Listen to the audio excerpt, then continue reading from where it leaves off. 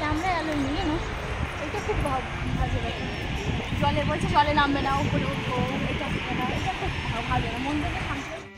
Hello guys, good morning, সুপ্রভাত। কেমন আছো সবাই? কোথা থেকে আমার লাইভ দেখছো, আমি আমার ভিডিও দেখছো, অবশ্যই কমেন্ট করে জানাবে। আচ্ছা, তোমাদের তো বলাই হয়নি আমি কোথায় আছি। হ্যাঁ, আমি জানি তোমরা দেখেছো, আমি আবারও বলে দিচ্ছি, আমি এখনো আছি দীঘায়। তোমাদের যেমন কি বলছিলাম, আমি একদিন স্টে করবো, একদিন স্টে করেছি, আজকে বাড়ি যেতে হবে, তাই একটু মন খারাপ। আমাদের রুম থেকে, ব্যালকনি থেকে সি বিচটাকে দেখা যাচ্ছে, জাস্ট ওয়ান্ডারফুল। কালকে রাতে এখানে ভীষণ আড্ডা দিয়েছি, কত সুন্দর। আর এখানে আড্ডাটা কিন্তু সেই লেভেলে দিয়েছি, একটু বেশি করেছি। এখানে আড্ডাটা কিন্তু সেই লেভেলে দিয়েছি কালকে রাতে, খুব সেই ঠান্ডা ছিল হাওয়া, সঙ্গে একটু ছোটো আড্ডা। চলো সি বিচে যাই, লেট হয়ে যাচ্ছি। এখন আমরা সি বিচের কাছে যাচ্ছি। এই সকাল 8টা বেজেছে, কি রোদ দেখো, সেই একটা অন্য লেভেলের রোদ। আর আজকে যেহেতু সোমবার নিরামিষই খাবো, দেখি কোনো খাবার যদি পাই খাবো, নাহলে সি বিচ থেকে ঘুরে চলে আসবো। বাট একটু চান করতে ইচ্ছে করছে, চান করতে।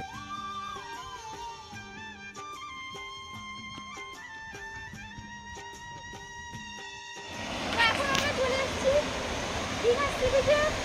এইটা হলো সবথেকে বড় ডিফিকাল্ট ব্যাপার, যে এটাকে পার করে কি করে আমি যাবো। আস্তে পড়ে যাবে তুমি।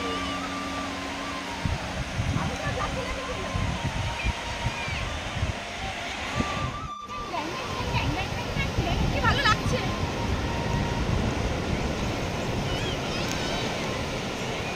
খুব সুন্দর লাগছে। এখানে জুতো রাখার জন্য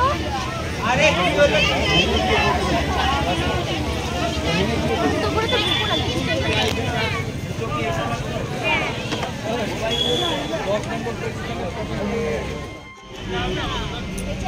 জগন্নাথ ধামে বড় যাইবো, লই যাইবো, আসবে না।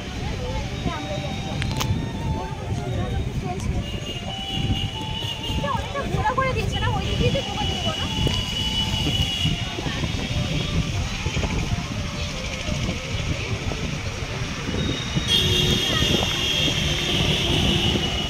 এখন চলে এসেছি জগন্নাথ ধামে, মন্দির ভেতরে ঢুকবো।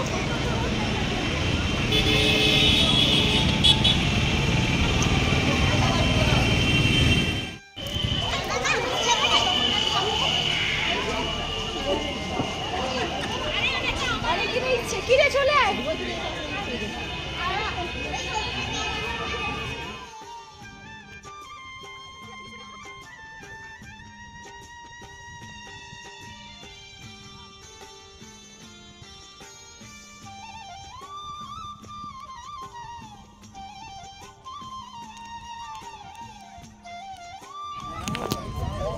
কত সুন্দরভাবে অ্যাম্বিয়েন্সগুলো, খুব ভালো লাগছে, খুব সুন্দরভাবে ডেকোরেশন করা আছে।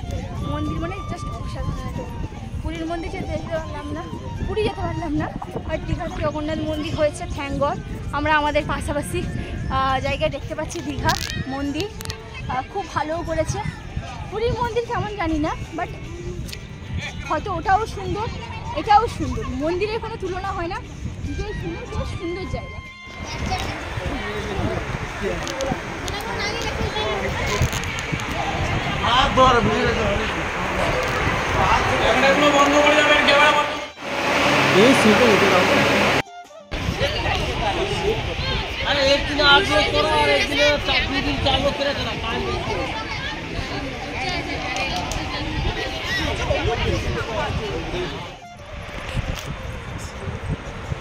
অনেক জায়গায় ক্যামেরায় আলো নিয়ে না, এটা খুব ভালো লাগে। জলে বলছে জলে নামবে না, উপরে উঠবো, এটা খুব ভালো না, মন থেকে শান্তিভাবে ঘুরতে পারবো না, আর শান্তিভাবে তোমাদের দেখাতেও পারছি না।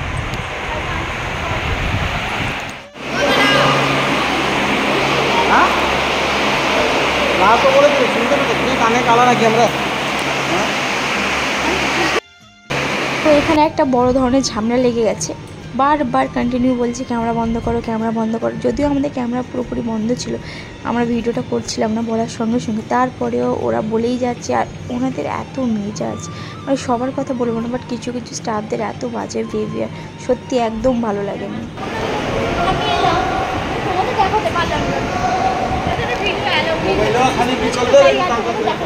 খুব খারাপ লাগছে। ভগবান তোমরা যারা দেখো তারা একটু প্লিজ এসে দেখে যাবে, আমি দেখাতে আর পারলাম না। জগন্নাথ মন্দির এলাম ঠিকই, বাট কী বলো তো এখানে ক্যামেরা অ্যালাউ নেই। একটু করে যতটা পেরেছি তোমাদের সঙ্গে শেয়ার করেছি, আর খুব বেশি আমি এখানে ফুটেজ নিতে পারিনি, তার কারণ এখানে বিভিন্ন জায়গায় বলছে ক্যামেরা অ্যালাউ নেই, এটা করা যাবে না ওটা করা যাবে না। এটা খুব বিরক্তি লাগছিলো, ভিডিও ঠিকঠাক করে নিতে পারছিলাম না। বাট ভিডিও হয়নি তো কী হয়েছে, ঠাকুরের দর্শন হয়েছে, মহাপ্রভুর দর্শন হয়েছে, ওটাই আমার কাছে অনেক বড়। কারণ অনেকেও দর্শন না করে চলে গেছে, দেখতে পাইনি ঠাকুরের মুখ, বাট আমি দর্শন করেছি, এটা আমার কাছে অনেক প্রাউডলি ব্যাপার। বাট তোমাদের দেখাতে পারিনি, এটা একটু মনে যে কোনো একটা জায়গায় একটু দুঃখ থেকে গেছে, কিছু করার নেই। ঠিক আছে চলো সামনের দিকে এগোই। মারা কোথায় গেল কি জানে, আমি পেছন থেকে গেছি। এই যে এবার বেরোচ্ছি জগন্নাথ মন্দির ধাম থেকে, জগন্নাথ ধাম থেকে বেরোচ্ছি। সত্যি কথা বলতে আর হাতে কি টাইম থাকতো তবে এখানে একটু বসতাম, ওই পেছনের দিকে কি সুন্দর হাওয়া দিচ্ছিল, কিন্তু বসতে পারলাম না, ওটা আমাদের ব্যাগরা। দীঘার প্ল্যাটফর্মে আছি, ড্রাইভার কিছু চাচ্ছি এখনো।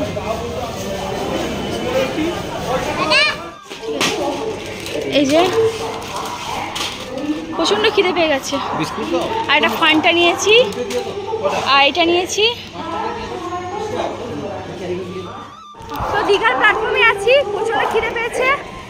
হ্যাঁ, গুড্ডে বিস্কিট নিয়েছি, দুটো ডাল ভাজা নিয়েছি, একটা ফান্টা নিয়েছি, একটা জলের বোতল নিয়ে যাচ্ছি সামনের দিকে। মারা সামনের দিকে গেছে, আমরা ওই 9:35 ট্রেনটা ধরবো, আশা ছিল 10টা সাড়ে 10টা ট্রেনটা ধরার, আর টাইম যখন বেশি আছে তো চলছে।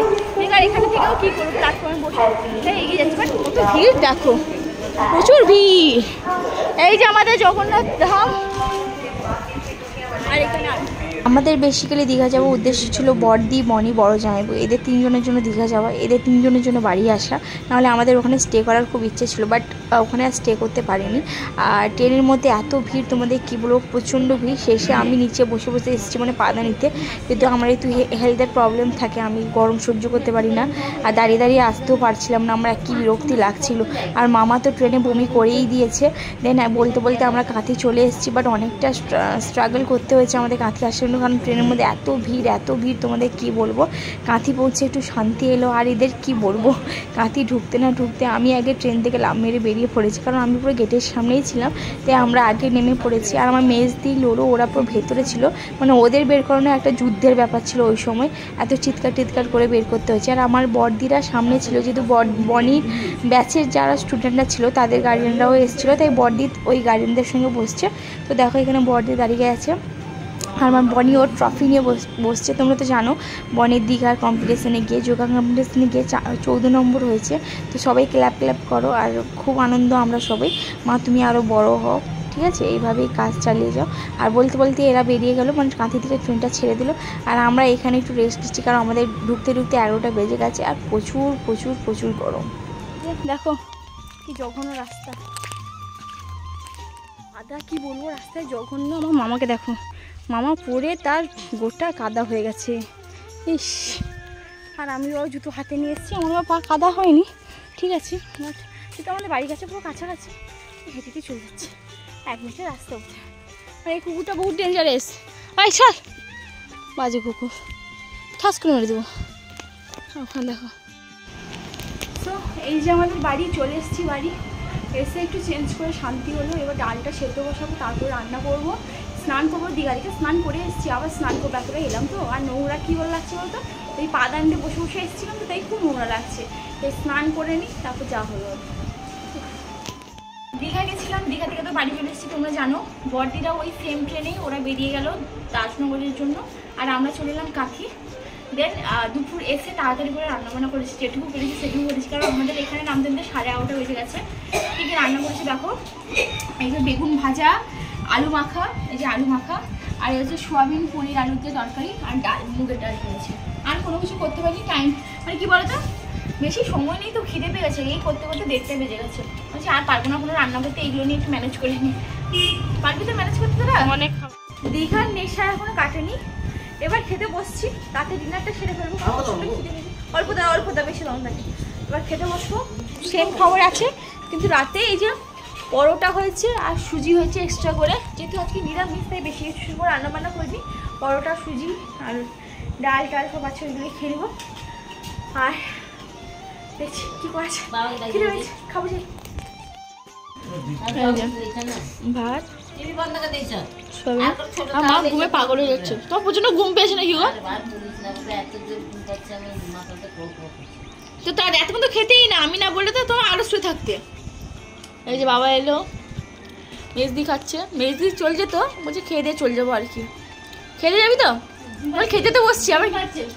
দুপুরে ঘুমালি যে? আচ্ছা, লোলো পরোটা খাচ্ছে সুজি দিয়ে, তরকারি দিয়ে। এই যে জামাইবু পান খাবে, তো বাবা পান বানাচ্ছে। এই যে আজকে হচ্ছে আমাদের স্পেশাল পানবালা পপি। এই যে জামাইবুর জন্য পান নিয়ে যাচ্ছি। জামাইবু কে জানে এত, কে জানে এত। কি রে, তুই দীঘা যাবি না? ও নাইটি মালি, ও নাইটি ম্যান, তুমি দীঘা যাবে না? দমদম দীঘা, দীঘা শাড়ির সঙ্গে ব্যাগ ম্যাচিং, শাড়ির সঙ্গে ব্যাগ ম্যাচিং।